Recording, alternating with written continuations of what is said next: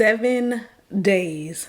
That is how long it took me to go from idea to a fully launched paid community. So today I'm taking you behind the scenes of it all. I'm sharing everything. How I grew a waitlist literally overnight and then still getting paid even today. If you are a coach, consultant, just a regular content creator, or honestly somebody with a skill, like you're really, really good at something and people are always asking you questions, then a paid community might be one of the best ways to monetize in 2026. Brand deals, they're unpredictable. You may get them some months and then some months you may not. Courses, y'all know those are great, okay?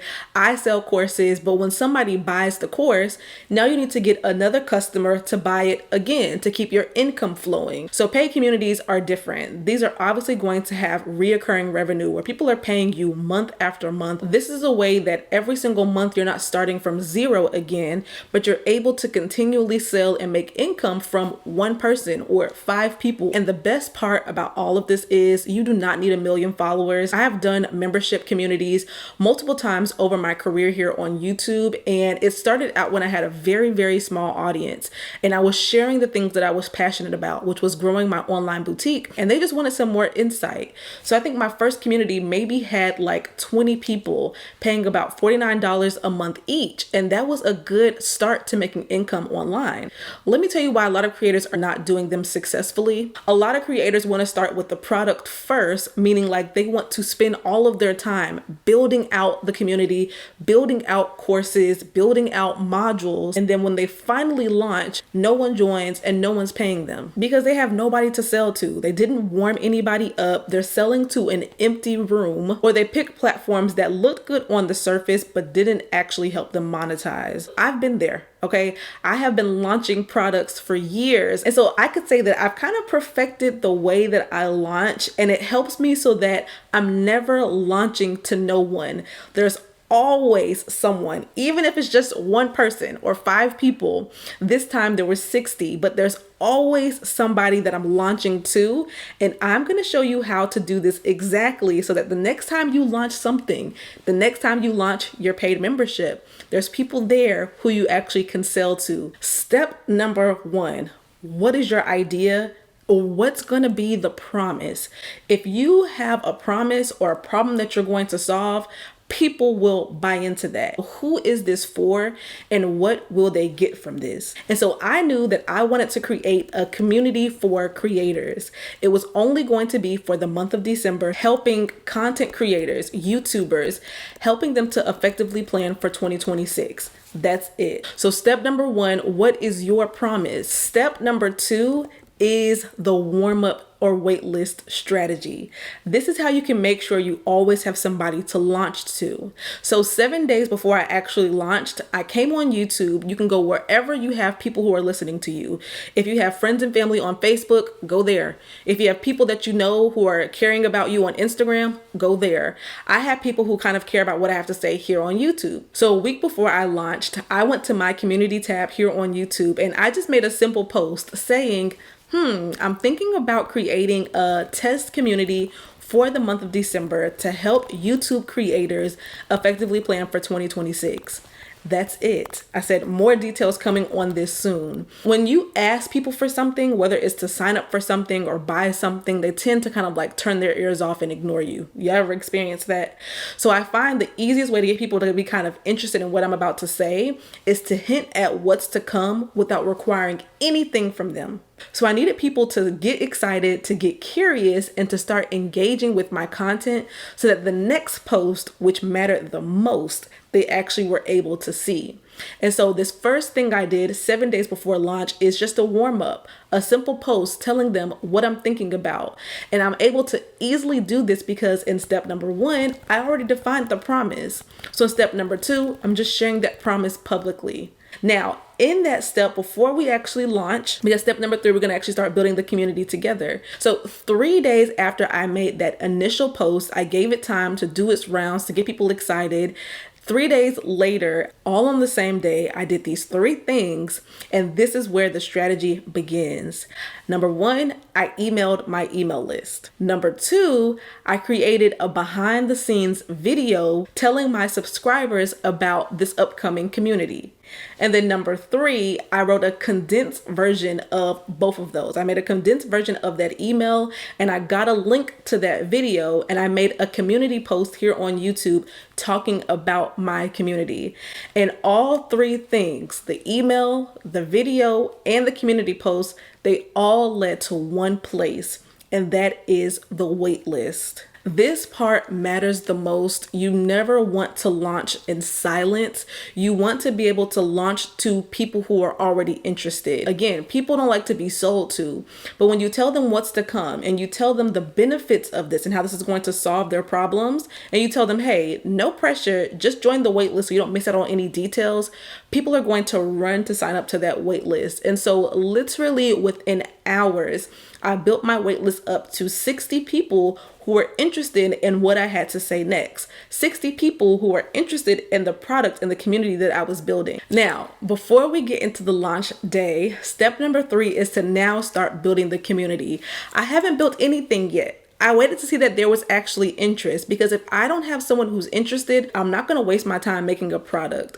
So as the wait list was now like getting people in it, and they're getting excited, and they're telling me they're interested, and they're ready to see what I create, now it's time to create. So once you've built up this hype, you need a place to choose as the home for your community. Now, this is a space where a lot of creators get stuck at deciding where they're going to host their community.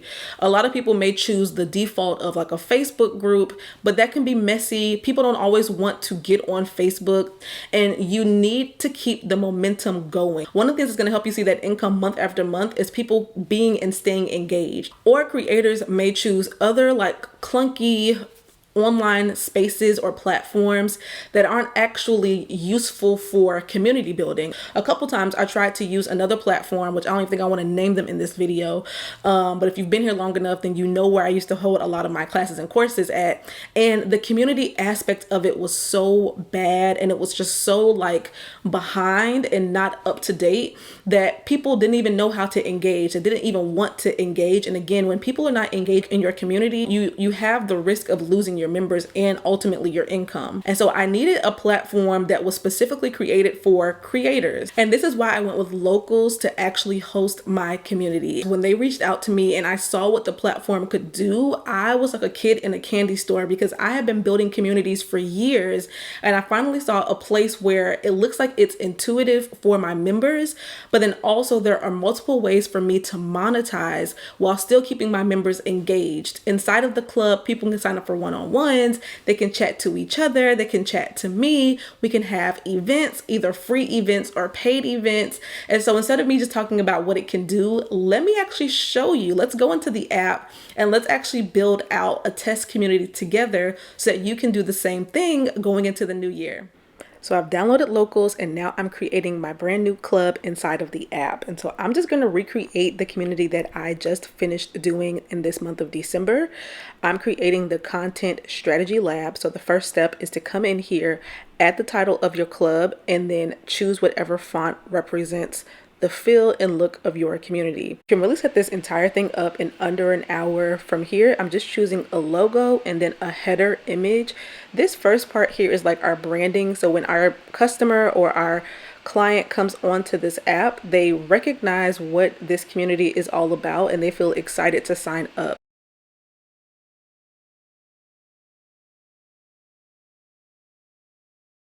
So once I finish this tagline, then I'll add in my description just so that they understand what this community is all about. And then we can get into some of the fun stuff, which is actually setting up how they're going to be able to sign up.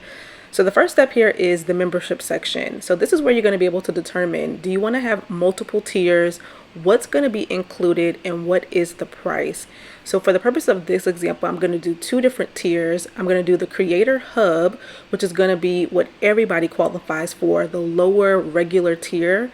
And I'll put here that this comes with access to live events, also monthly masterclasses or strategy sessions. And y'all can see what else I'm adding here, which is going to be what's included in the regular tier that everyone gets access to. And so they have the option of adding on one-on-ones for an additional price, and everybody gets to have those creator community chats. From there, I can set the price, and for this regular tier, I'm going to price it at $37. This is going to be a price that I feel makes it worth it for me, but also it's easy for them to say yes to. Somebody recently asked me, how do you scale your income when you have a small audience? And this is how. So not only do I charge that $37 for the regular tier, but I'm adding on a more premium exclusive tier where people will be willing to pay because I'm going to add even more value and I get to raise the price. So in this tier, they're going to get everything from the hub tier, but then they'll also get one monthly 30-minute check-in. It's important that I examine myself and ask myself, what is manageable for me? A 30-minute check-in, I've learned over the past 3 months that that's manageable for me. They also can get discounts on any of the paid events, which will be happening once a quarter. And so with these value adds, I get to raise the price to now having $147. And this is $147 every single month from whoever signs up. Whether it's one person, it can be 20 people. And so these are now the two tiers that I have in my club. And as y'all can see here, when they're getting ready to sign up, this is the screen that they would see.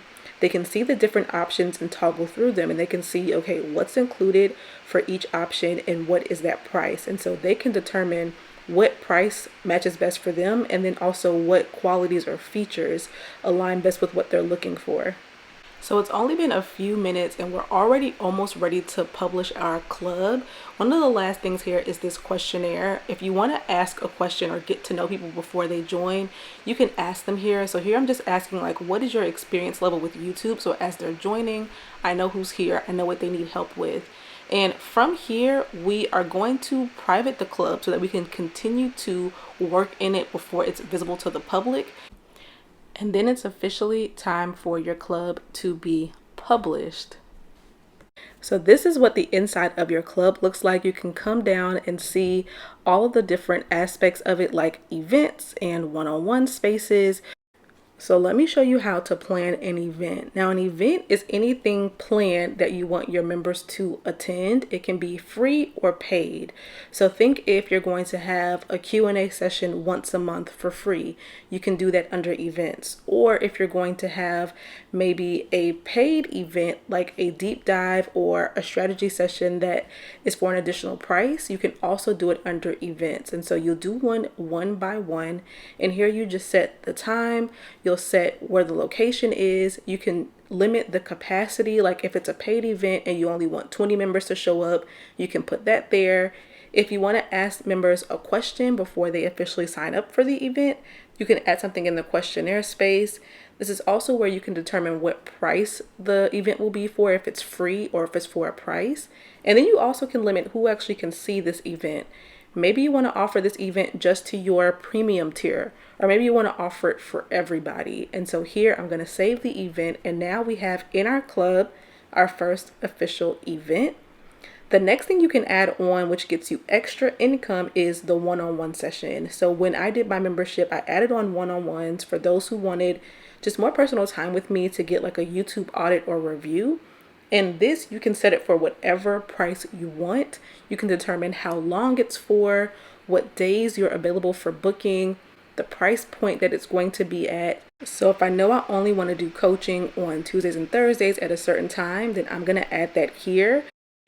And now when members join my club or my community, they're able to see this one-on-one audit and review, and it's there. So maybe they don't want to join right away. When I did my membership, people joined in, got value during the first week, and then later decided, okay, I want to go deeper with her. Let me actually book this one-on-one session.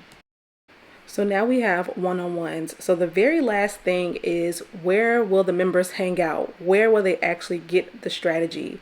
So this is going to happen in the different chats. I typically will have 3 different chats going for my community. One is going to be the main one. Here I'm going to be making an introductions chat, so they have a place to introduce themselves and shout out their YouTube channels. And then I'm going to have a separate chat where it's only I can post, and I'm going to be posting specifically the strategy drops or like the master classes for my members. And so what you see me doing here is just going inside the chats, and this is what members will see when they join. They see that they have a space to communicate with each other, to talk to one another, and to ask their questions. And then the very last step before this group is ready to go live is I'm going to create a pinned welcome post.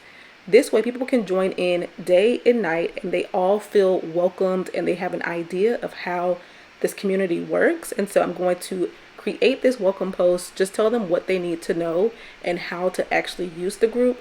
Then when I'm done writing this, I'm going to save it and I'm going to actually pin it so that when every new person comes in, no matter if they join tomorrow or next month, they're going to all see this welcome message as soon as they join.